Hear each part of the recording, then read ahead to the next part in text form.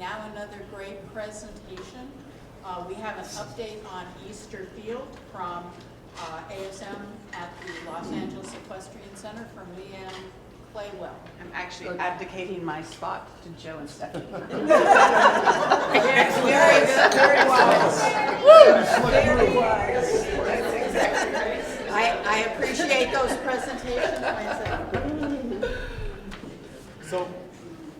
So we want to talk a little bit. I know Easter Field has become kind of a little bit of a controversy, or at least a discussion on what the uses of Easter Field will be. Back in December of 2024, our Recreation and Parks Board of Commissioners, on board number 24259, if anybody's interested, but on that report, they authorized the move of Easter Field from the, actually, contracts that are done for Easter Field are moving from our permitting office in Griffith Park to ASM Global and the Equestrian Center. I want to be real clear about something. Easter Field is still a part of Griffith Park. It is not something that's been moved over to ASM or in some way taken over on a lease agreement or anything like that. It's an extension of Betty Davis. It's used primarily by equestrians, and that area is remaining an equestrian area. So I just want to be clear about that. But there are times when there are different uses for that field that have come up in the past, and those uses are the ones that are going to be monitored by ASM Global on behalf of Recreation and Parks. So I want to go over a few things about Easter Field. And we do recognize that there's been some conversation in our office about the signs that were posted, and there may be some adjustments to that sign that need to be done. So what you're seeing there today may not exactly be what we're going to be putting in the future. But I do want to go over the types of uses that happen at Easter Field. Predominantly there are three. And one is the one use that we are concerned, there's two uses that we're concerned about, but the one that we are most concerned about is a limited use permit for special events. So what that is it's a one-time limited use permit is required when a group wants to guarantee for a limited amount of time a specific use of an area of park property and or has an activity that is not consistent with a typical park activity. Examples of that would include amplified sound, admission fees, food booths, erecting a stage, food trucks, inflatable structures, vendor booths, that type of thing. That qualifies as a special limited use permit event. So that would be if somebody were interested in doing that. The use fee would vary depending on what type of activity of the event is happening. Some events may require additional insurance or may require additional park staff. The application and fee menu to hold a special event at Easter Field can be provided by contacting the LA Equestrian Center. And you could either email them at info@equestriansla.com or by calling 818-840-9063. Now, who does not require a limited use permit? So any individual or group who is using park property for personal use. For equestrians, this would include working out a horse, riding a horse through the park, caring for a horse. The amount of riders at any given time in a specific area does not necessarily require a permit. It doesn't require a permit unless it includes activities that are consistent with the limited use permit for special events. Is everybody following along okay, or any questions so far? So those two descriptions cover probably 98% of the public. So if you're going to have a special event and you want to do something out of the ordinary on that facility, you got to contact the Equestrian Center and get a permit. If you're just using it as a ride, I'll give you an example. ETI Corral 38, right? They come out on their Easter Sunday ride or their Halloween ride, and they come in a group and they use the area. They don't need a permit. They have every right to ride their horse. They're all individuals. They're not charging admission. They're not doing anything outside of the ordinary use of that area. So they don't need a permit. I'll answer some questions. Just give me a second to finish up. So those are the Those are the two predominant uses of that area. The last one is a long-term vending service. And so what are vending services? Any ongoing business on park property that provides a service in exchange for a monetary fee. This type of activity will require a vending agreement between the vendor and the LA Equestrian Center on behalf of Recreation and Parks. At a minimum, it'll require proof of insurance and a City of Los Angeles business tax registration certificate. That's a long word for business license. So you need a business license for the City of LA, and you need insurance. Those are predominantly what should be required. We are not going to develop a fee structure for that probably until January of 2026.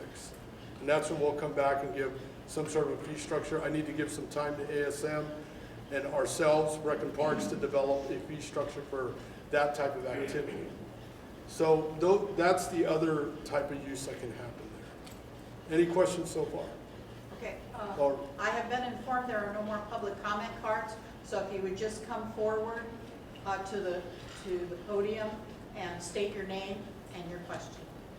Hi, my name is Erica Reese, and pardon me, I'm a resident of the Rancho who I board my horse at my house, and the only way, unless I were to be actually riding on the city streets, which after work is during rush hour, moving forward, if there were to be these types of lease events or things, how would somebody like myself safely be able to get from my house? Because almost every day I cross through Easter Field to get onto the perimeter, to get onto the trail. Otherwise, the only way that I can have access to the trails is by riding my horse on Riverside Drive. So would there be down the line like another access for if Easter Field starts to book more events, let's say, then that entire area of the Rancho from Western and Riverside Drive, pardon me, Alameda, like there's no other way for me to get on trail unless I'm riding in traffic. So the answer to that is, I think you will always be able to get to the trail, even if there were some sort of a special use of that area. I don't think we're going to impede in that access. I don't really visualize in my mind, every weekend having events there. That's for sure. I do remember. Sorry to, Yeah, go ahead. but I do remember because I've lived in the neighborhood since 2007. That when there were shows, that's where a lot of the trailers parked. Sometimes, yep, and that could still happen. Right. But I would say that you still would be allowed to move your horse Right, between your but in property. the event that there's a concert or Well, like the only- a I mean, thing, the only like other thing I whatever would you were say is saying, to- like food booths and all that stuff, because that's dangerous The to only ride a thing- horse through as well. I think what happens is that we do have an information email that goes out, I think, every Monday. Yeah.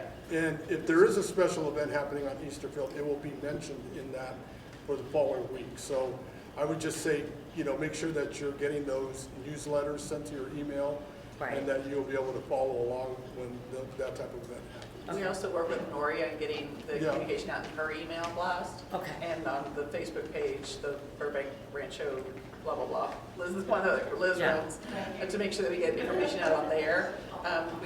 As people give us like their insert certificates or whatever they need, we want to build an Easter Field email list so that we can give specific information to people who use Easter Field. But I think we would always, if there was some special event that might cause congestion over there, carve out a path for you to get around it that was blocked off, that would be clear to get through there. So I think Right. we're cognizant of that. I appreciate So, that, yeah, thanks. I mean, we want to make sure that you guys have access. We don't want to have to let Thanks. you lose Yeah, that. there's a so- fair amount of us that, it's not Yeah. even to use for exercise, that it's like a legitimate Right. It's just legitimate Yeah. trying to get direct from one place path to the other. to yeah. over the little bridge, so, Yeah. okay, thank you Yeah, so thank much. you. Any other public comment, please come to the front and state your name and your question. Carla Joviali, and my question is, can we get clarification on for-profit and non-for-profit riding instruction that does happen at Easter Field, what the parameters are for those instructors? So are these, is this instruction are you just passing through, or are you actually doing?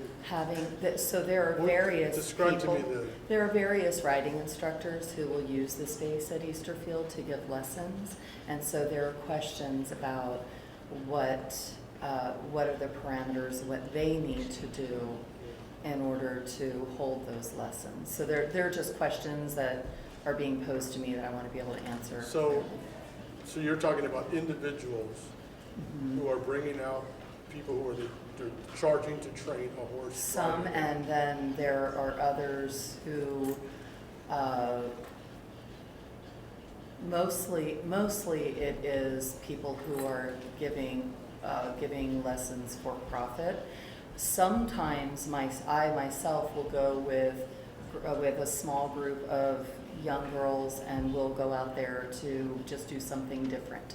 That's a non-for-profit, like there's no money exchanged, but we will go out there and go over poles or things like that, like walking on the ground and stuff. But we just all want to know if we could get some clarity on that. So I would say that if you're giving a service for a monetary exchange, then you would need to have a insurance and a business license and eventually a revenue share if that qualifies. Okay. So that would happen. If you're not charging money and you're just going out there with a group of other riders and you are not giving an organized lesson or anything like that, I'm having a little bit trying to figure out if you're going out there with young women that are on their horses and you're by yourself training 6 riders. Yeah, but I carry insurance. That's going to require probably insurance. Yes, I don't know if and it would I do. require a monetary share, in the Right. agreement. Okay, so just good things to think about, Yeah. I think, because I think us having total clarity about that would be very, very We're helpful. still working out that, this is the one part that we're not completely agreed on yet at this point, so we got to figure that part out. And that's why we're not doing anything until January 1, so it Great. gives us some time. Perfect. Thanks. Thank you. Any other questions? Hi, Nori. Hi. I'm going to speak loudly. If everybody behind me, I think, can probably hear me. Is that right? Yep. We could use a microphone up here in the future. My name is Nori Walla. I've got some questions. Okay. At what point in time will there be some kind of a list that people can look at and check boxes? Okay, so you mentioned that you can't have amplified sound, you can't have a stage, you can't have I'd say you couldn't inflatables. have it, you just Well, need a permit. then you would need a permit for that. So my question is, the people that regularly use Easter Field, whether they're giving lessons or, I don't know, whatever, let's say lessons, it would be helpful if there was some kind of a form, okay, with little check boxes.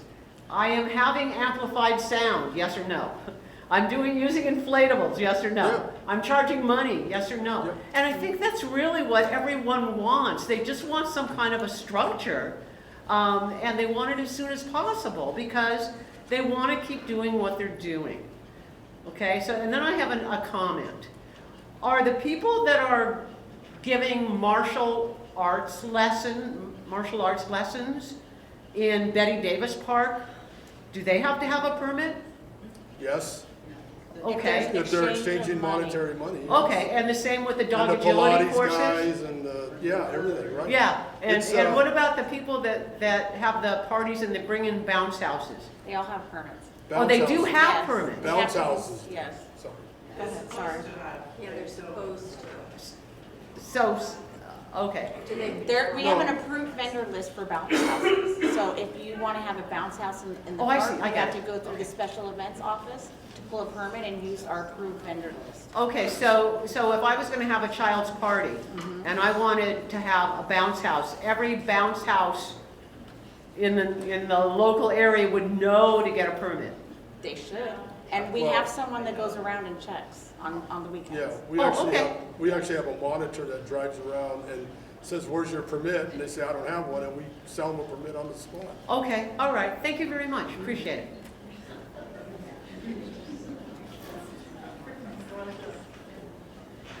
Hi. Hi. My name is Veronica Christensen. I'm a resident here in Burbank. The question I have is about the signage that you say is up there now and will possibly be amended or changed or whatever. How is that going to be enforced? Because currently signage around the park is pretty hard to enforce. So what are your plans for enforcing whatever rules you post? So our park rangers are enforcement in the park. LAPD could also be asked to enforce in the park. We probably would not reach out to our friends in Burbank or Glendale to do that role, but LAPD and park rangers have the authority to write citations. And how have cutbacks affected the park rangers? Well, all of our whole budget, quite frankly, our whole department has been cut back, not just the rangers. But I would say that the rangers still have, they still have a sizable force that can still protect the park here in Griffith and in different, they just concentrate Regional mostly. parks. Yeah, they concentrate on regional parks, not small pocket parks. So, but the rangers would be the law enforcement agency we would reach out to first to write citations. And that, I'll just go over there's an LAMC code 42.13E that actually is vending. There's two types of vending. There's commercial, there's commercial and food vending. That's been suspended by the city council. So if you're vending in the parks or you're vending on the streets of LA, there's no citation because it's been suspended. On the other side is vending for services. And services would be teaching tennis lessons, teaching Pilates, doing different types of training and fitness programs that are exchanged for monetary rewards, for money. And those require permits and authorization. So if you are an unauthorized vendor in the park doing services, you can get a citation today. So as it is right now, the way things are right now with notifying the park rangers of the police, that same applies to if we see violations at Easter Field or something going on? Yes. Okay, That's right. thank you. Thank you. Darcy. Hello, Darcy. Hi, how are you? Good. Two quick questions. Darcy, can I get your last name? Yes, I'm sorry, Darcy Koppel. So when you talked about events that needed permits like music and stuff like that, because that's LA, do you still follow Glendale's ordinance? Because those are houses right there. So you're going to have a lot of limitations because you can't really have live music up against someone's house, right? Well, so the city of Los Angeles is who we would follow. Right. Although we would respect Glendale and Burbank, obviously we would respect that. There are decibel readings in the LAMC code though that are already drawn out. That work. Yeah, it's like, I want to say it's 50 decibels, it's 50 decibels after 10 p.m. I believe.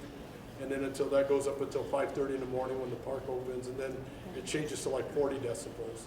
So we would want to make sure that those decibel readings are not being heard at the back windows of the houses that are Okay. near us. Cool. So if that takes mitigation of the sound by pointing the speakers in a different direction, or there's going to be sound, but it is a park.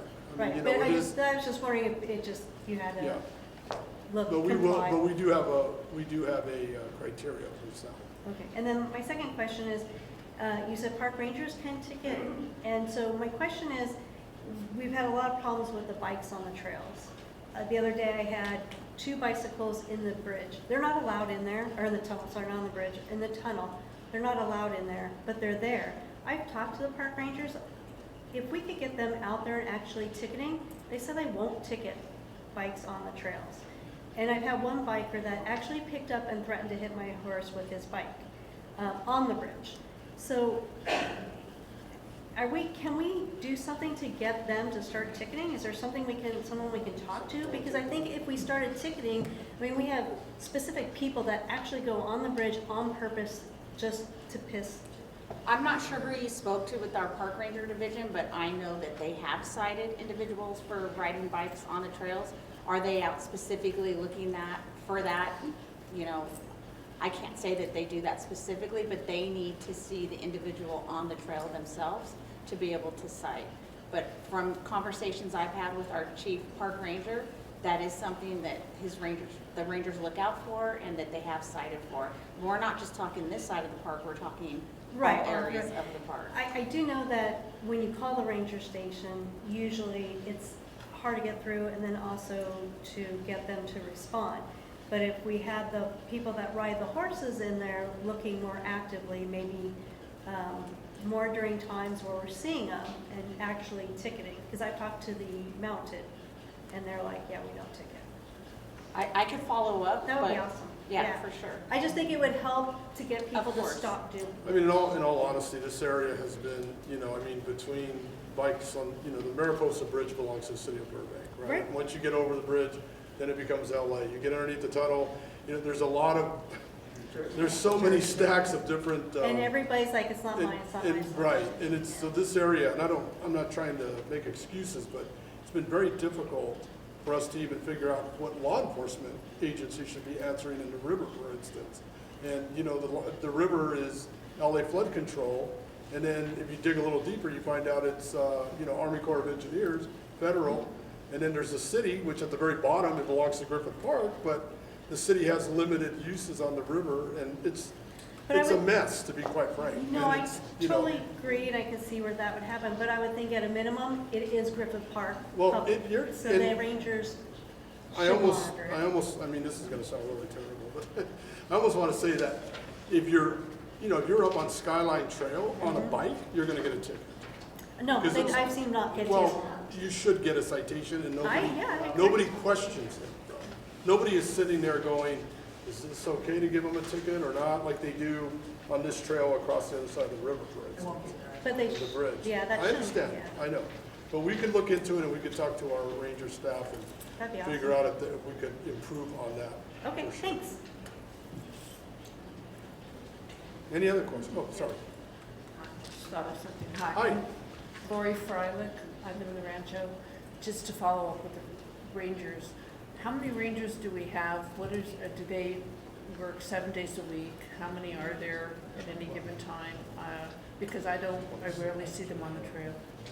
I think there's approximately 26 rangers. I don't know how many work specifically in Griffith Park all day, every day, but they are in the park all day, every day. But the rangers also have to cover all regional parks.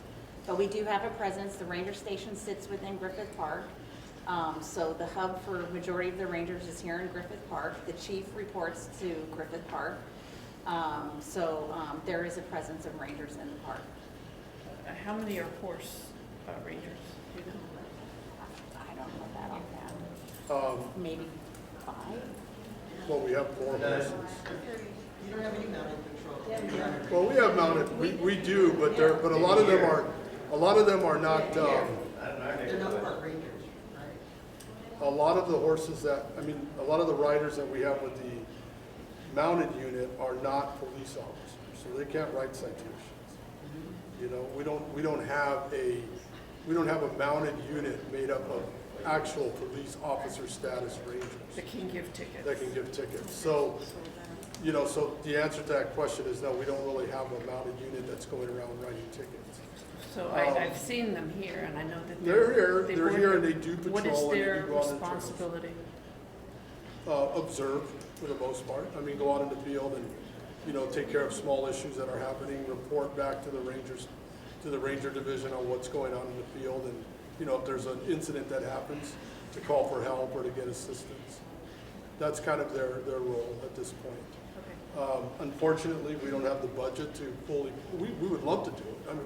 We'd love to have a whole mounted unit of police officer rangers, not only in this park, but in Hanson Dam and up in, We have one ranger in Hanson. Yeah. For that whole area. And you can't access all. I mean, the here's what we area can by do though. truck. Here's what we can do. We could invite our rangers to come and speak to this group if that's something that you think would be of interest. The mounted rangers. Well, So you need We could bring the chief here who oversees the ranger the division, entire ranger division. including mounted. So if you think that would be helpful, we could do that. I mean, we're kind of, we kind of went from dealing with Easter Field to now dealing with law enforcement ideas in the park, which I'm happy to talk about all day long, but I just don't know if this is the right. Thank you, Joe. So, Thank you. thank you. Thank you, Lori. Can I ask, I mean, very lightning speed, a question that could be helpful and just, I mean, there's so many of us, hi, I'm Erica Reese again.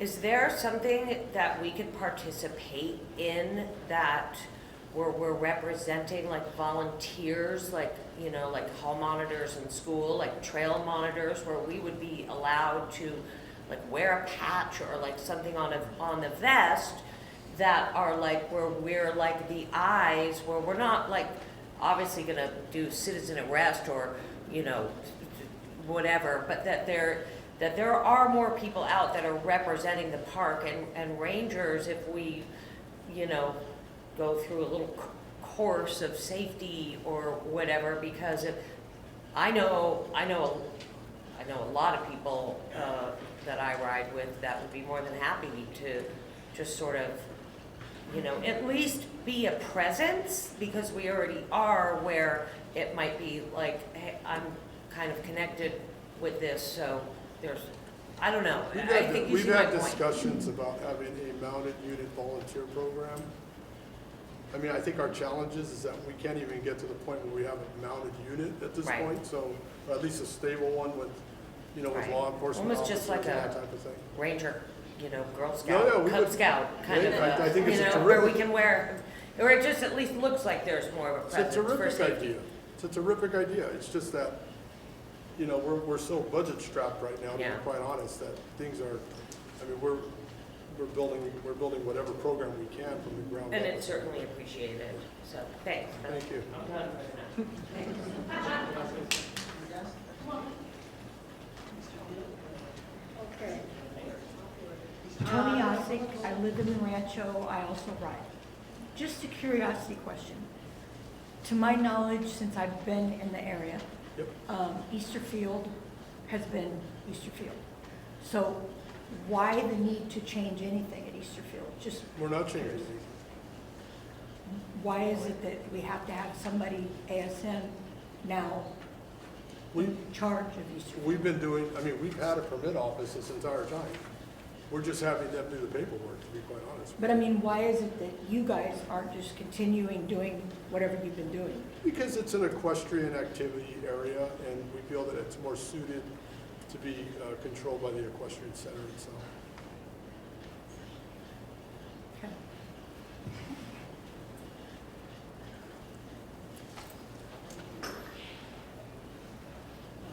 Good evening. I'm Liz Radley. I'm admin of the Burbank Glendale Griffith Park Equestrians. I want to acknowledge Joe for spending as much time as he did on the phone with me earlier today to go over the many questions that I had about Easter Field. I do want to just have on the record the fact that we haven't mentioned base camps or parking in Easter Field, which is now a standard for ASM to be able to utilize. The thing that concerns me is that we have not had an opportunity to share with ASM information about the easements, where previously we've had problems with people sleeping in trailers, with drinking, with trash when it's being used for trailer parking for horse shows. The concern about the use of the Easter Field Bridge and the back entrance to the equestrian center, where people would take their bicycles and their golf carts and zip across there to get to the horse trailer to get their extra bale of hay, putting the residents at risk. It was a challenge. It will be a challenge again, and I want to make sure that ASM does not find itself in the middle of conflict with our neighbors and ourselves with things that could be predicted. So I'd really like to make sure that we have a proper meeting or discussion or preparation of materials so that ASM knows what our history has led us to believe will happen, if I may express it that way. So I just want to make sure that we don't keep tripping over our toes with having the same problems happen that were previously resolved or sometimes unresolved. I mean, for example, there was a 24-hour guard in a motorhome at the entrance to Easter Field so that gate could be closed to prevent vehicles zipping in and out in the middle of the night, because for some reason people don't bother to stop and make sure that there's a clear path. So having horses arrive late at night or having trailers arrive late at night and coming over there was something that guard was there 24 hours. That was when, back when LAEC Inc. had horse show parking back there. There was a lot of management that was needed for that, including making sure that the easements were not blocked. And I just want to make sure that we get all that out there. I think there we're are no still, surprises for ASF.